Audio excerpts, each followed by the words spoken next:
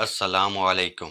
ایک شخص مدینہ کی طرف آ رہا تھا اور امام حسین علیہ السلام گھوڑے پر سوار ہو کر مدینے سے باہر نکل رہے تھے۔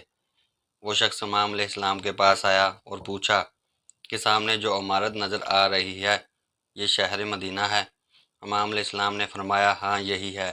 اس نے پوچھا یہاں کوئی علی نام کا رہتا ہے؟ امام علیہ السلام نے کہا ہاں رہتا ہے۔ کیا کام ہے؟ اس نے کہا آج اس کا سر کاٹ لوں گا۔ ہمارے باپ دادا کا قتل کیا ہے بہت سی جنگوں میں، اس سے ہماری دشمنی ہے، آج میں اس کا حساب چکا دوں گا۔ اور پھر پوچھا تمہارا نام کیا ہے؟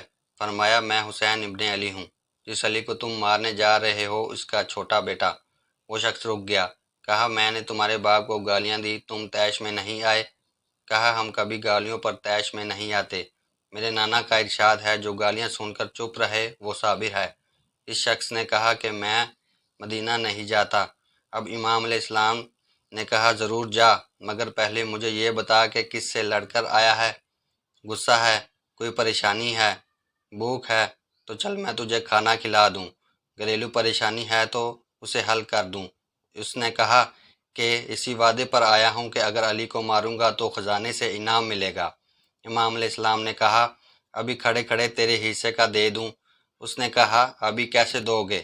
امام علیہ السلام نے آسمان کی طرف دیکھ کر کہا دیکھ چیل تیرے حصے کی تھیلی لے کر آ رہی ہے۔ چیل قریب آئی اور تھیلی اس کے سامنے پھینک دی۔ اس نے اٹھا کر جو کھولی تو سونے کے سکوں سے بھری ہوئی تھی۔